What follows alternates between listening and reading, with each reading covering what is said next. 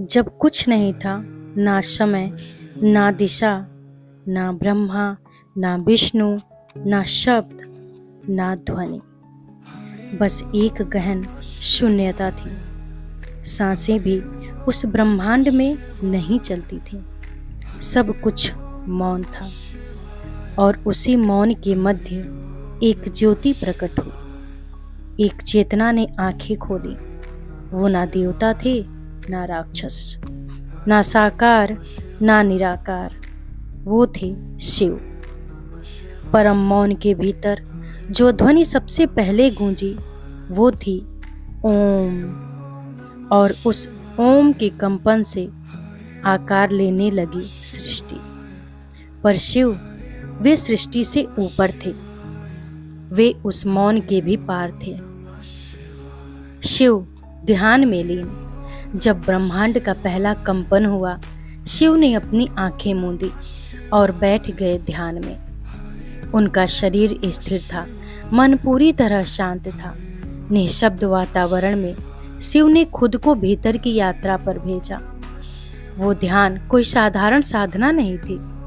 वो एक ऐसा आत्म संघर्ष था जहां शिव ने अपने भीतर की अनंत ऊर्जा को एकत्र किया। कहते हैं शिव ने एक ऐसा ज्ञान प्राप्त किया जो समय के पहले भी था और काल के बाद भी रहेगा। ये ज्ञान था सत्य का, ब्रह्म का, आत्मा का। ज्ञान देने की इच्छा, पर कौन योग्य था? जब शिव ध्यान से उठे तो उनके चारों ओर दिव्य प्रकाश फैल गया। उन्होंने अनुभव किया कि ये ज्ञान अब किसी योग्य आत्मा को देना चाहिए। पर ब्रह्मांड तो अभी बाल अवस्था में था। ऐसे कौन थे जो इसे समझ पाते? और तभी ब्रह्मा ने उनकी तपस्या से प्रेरित होकर सृष्टि की प्रथम 7 महान आत्माओं को प्रकट किया। ये थे सप्त ऋषि, अत्रि, भृगु, वशिष्ठ, गौतम, कश्यप, मरीचि और अंगिरा। ये 7 ऋषि जो तपस्वी थे, ज्ञान के प्यासे थे, शिव के समक्ष आ खड़े हुए। उन्होंने कुछ नहीं कहा, बस सिर झुका दिए। और शिव समझ गए, हाँ, यही है वे पात्र जिन्हें मैं ये ज्ञान सौंप सकता हूँ। शिव का मौन शिक्षा देना शुरू होता है। शिव ने कोई ग्रंथ नहीं खोले, कोई उपदेश नहीं दिए, कोई भाषण नहीं दिया। उन्होंने बस ध्यान की मुद्रा में बैठकर उनके समक्ष अपनी चेतना को खोल दिया। सप्त ऋषियों ने शब्दों से नहीं, शांति से सीखा। उनकी आंखों में शिव की आंखों की चमक उतरने लगी। उनके हृदय में शिव की मौन ऊर्जा बहने लगी।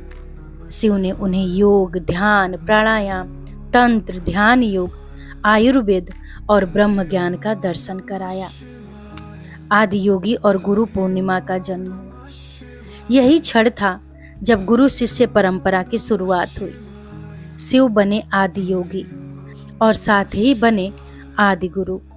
और जिस दिन शिव ने पहली बार किसी को ज्ञान दिया, वही दिन कहलाया गुरु पूर्णिमा। आज हम जिसे गुरु पूर्णिमा के रूप में मानते हैं, वो कोई साधारण पर्व नहीं, बल्कि उसी ज्ञान की परंपरा का उत्सव है जो आदिकाल से बह रही है। शिव केवल देव नहीं, चेतना है। शिव कोई मूर्ति नहीं है, कोई कल्पित कथा नहीं है, बल्कि एक ऐसी जीवित चेतना है जो आज भी हर उस साधक को गहराई से मार्ग दिखाती है जो अपने भीतर उतरने का साहस करता है। उनकी जटाओं में बहती गंगा, उनकी आंखों में सृष्टि का रहस्य, उनके तन पर भस्म, ये सब प्रतीक हैं आत्मा की यात्रा के। शिव हर युग में गुरु हैं। कभी वो राम के गुरु वशिष्ठ के पीछे हैं, कभी वो कृष्ण के भीतर की योग माया बनकर गीता की ध्वनि बन जाते हैं, कभी वह योगियों की गुफाओं में मौन ध्यान बन जाते हैं, तो कभी किसी टूटे हुए हृदय के आंसुओं में मार्ग दिखा जाते हैं।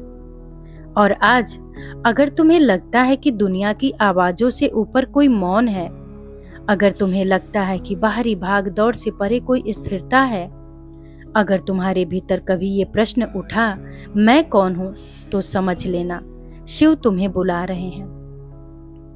क्योंकि गुरु वो नहीं जो बस पढ़ाए, गुरु वो होता है जो तुम्हें तुम्हारे आप से मिला दे।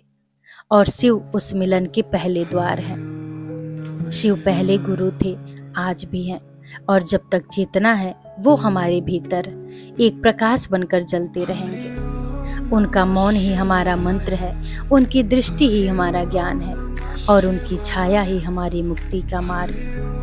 बोलो ओम नमः शिवाय। जय आदि गुरु शिव शंकर की जय। दोस्तों, अगर कहानी थोड़ी सी भी अच्छी लगी हो तो प्लीज़ वीडियो को लाइक और चैनल को सब्सक्राइब जरूर करें और कमेंट में हर हर महादेव जरूर लिखें।